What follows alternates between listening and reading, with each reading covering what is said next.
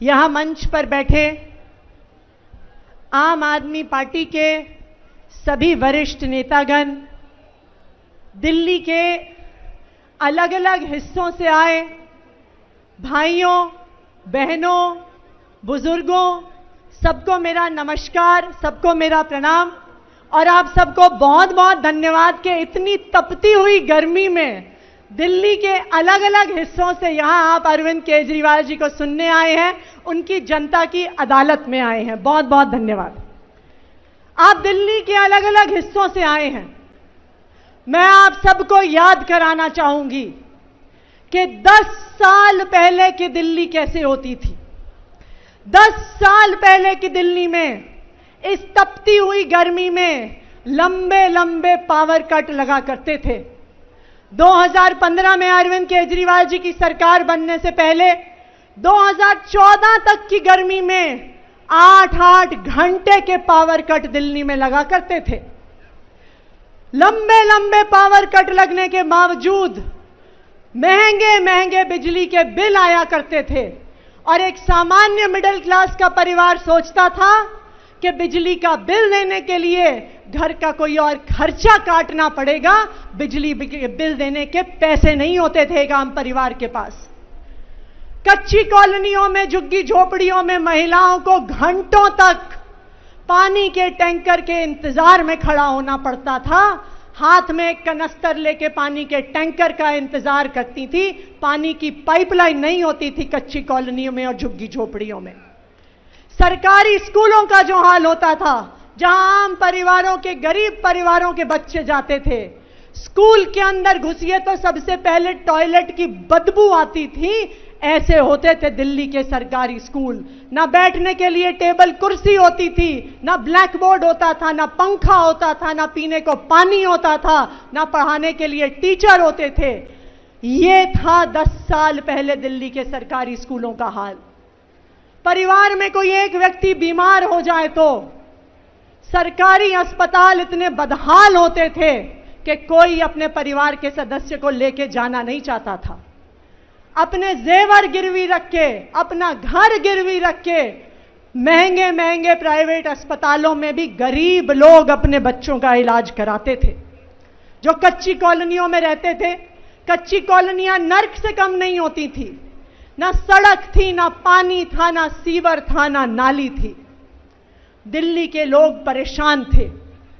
वो नेताओं से परेशान थे, क्योंकि वो देखते थे कि नेता आते हैं, नेता जाते हैं, पार्टियां आती हैं, पार्टियां जाती हैं, लेकिन एक आम आदमी की जिंदगी में कोई बदलाव नहीं आता। उनकी जिंदगी संघर्ष से भरी रहती है। लेकिन 2015 में दिल्ली में एक चमत्कार हो गया।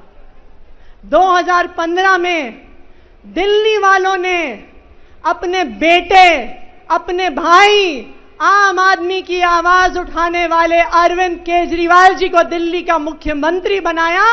प्रचंड बहुमत से दिल्ली का मुख्यमंत्री बनाया। यह दिल्ली वालों ने 2015 में चमत्कार कर दिया। अरविंद केजरीवाल एक वो व्यक्ति थे जो एक आम आदमी का दर्द समझते थे, एक आम महिला की परेशानी समझते थे, एक आम परिवार की समस्या समझते थे। और अरविंद केजरीवाल वो व्यक्ति थे जिन्होंने एक एक करके दिल्ली वालों की समस्याओं का समाधान करना शुरू किया। उन्होंने 10 सालों में दिल्ली में रहने वाले लोगों की जिंदगी बदल दी।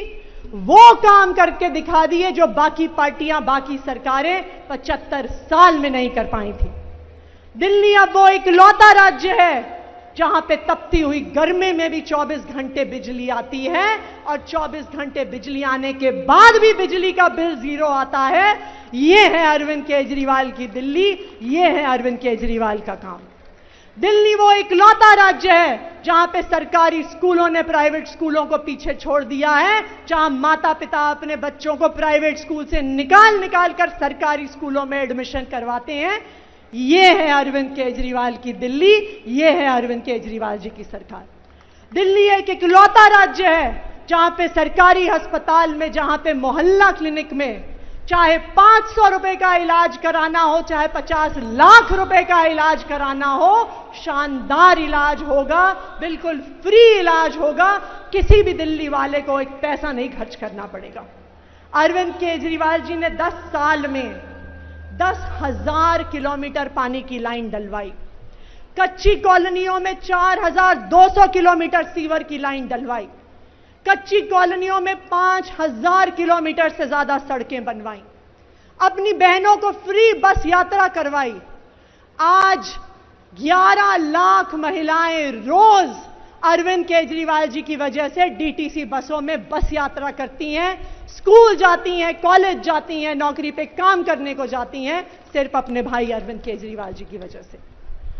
जो काम पिछले 10 साल से अरविंद केजरीवाल जी ने किया, भारतीय जनता पार्टी उससे परेशान हो गई। एक तरफ अरविंद केजरीवाल जी हैं जो दिल्ली के गरीबों के लिए काम करते हैं, आम लोगों के लिए काम करते हैं, और दूसरी तरफ भारतीय जनता पार्टी है जो गरीब विरोधी पार्टी है, गरीबों को परेशान करने का काम करती है।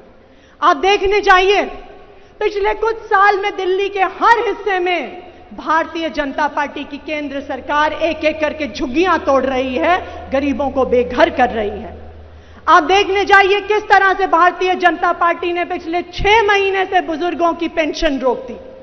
आप देखने जाइए पिछले 6 महीने से गरीब विधवाओं की पेंशन रोक दी। अभी जैसे सौरभ भाई बता रहे थे, भारतीय जनता पार्टी की क्रूर केंद्र सरकार ने, उनके एलजी साहब ने 10,000 गरीब परिवार से आने वाले बस मार्शलों की नौकरी छीन ली, उन्हें सड़क पर ले आए, उनको बेघर कर दिया, घर चलाने का खर्चा नहीं छोड़ा। यह है भारतीय जनता पार्टी। हमने पिछले कुछ दिनों में देखा कि पहले भारतीय जनता पार्टी गरीब लोगों को, बस मार्शलों को नौकरी से निकालती है और उसके बाद उनको बरगलाती है, उनके साथ गंदी राजनीति करती है। लेकिन कल भारतीय जनता पार्टी की सारी गंदी राजनीति एक्सपोज हो गई।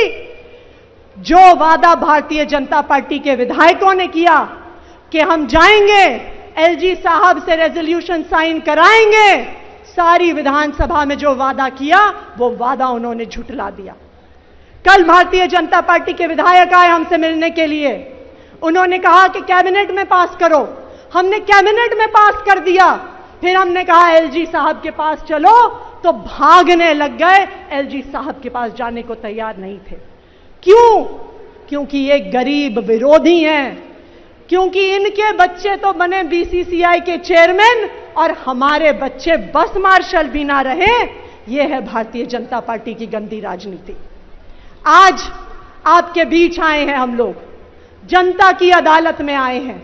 क्यों? क्योंकि भारतीय जनता पार्टी ने अरविंद केजरीवाल जी के खिलाफ, आम आदमी पार्टी के खिलाफ संघर्ष किया। हमारे नेताओं को जेल में डाला, हमारे मंत्रियों को जेल में डाला, हमारे मुख्यमंत्री को जेल में डाला। जब अरविंद केजरीवाल जी की जमानत हुई तो सुप्रीम कोर्ट ने केंद्र सरकार के मुंह पे तमाचा मारा। कोई और नेता होता तो 2 मिनट नहीं सोचता मुख्यमंत्री की कुर्सी पे बैठने के बारे में, लेकिन अरविंद केजरीवाल जी ने कहा कि मुझे सिर्फ अदालत का फैसला नहीं चाहिए, मुझे दिल्ली की जनता का भरोसा चाहिए, मुझे दिल्ली की जनता का फैसला चाहिए। और अब मैं मुख्यमंत्री की कुर्सी पे तभी बैठूंगा जब दिल्ली की जनता मुझ पे भरोसा दिखाएगी, जब दिल्ली की जनता मेरी ईमानदारी पे भरोसा दिखाएगी। तो क्या दिल्ली वाले आने वाले चुनाव में अरविंद केजरीवाल जी को फिर से मुख्यमंत्री की कुर्सी पे बैठाने के लिए तैयार हैं? तैयार हैं? पीछे वाले भी अपने हाथ खड़े करके दिखाइए। क्या अरविंद केजरीवाल जी को चुनाव के बाद मुख्यमंत्री की कुर्सी पे बैठाने को तैयार हैं? तैयार हैं? तो अपने घरों से निकल जाइए और दिल्ली वालों को यह संदेश दीजिए कि अब जब वो अपना फैसला लेंगे तभी उनका चहेता बेटा, चहेता भाई अरविंद केजरीवाल दिल्ली की कुर्सी पे बैठेगा।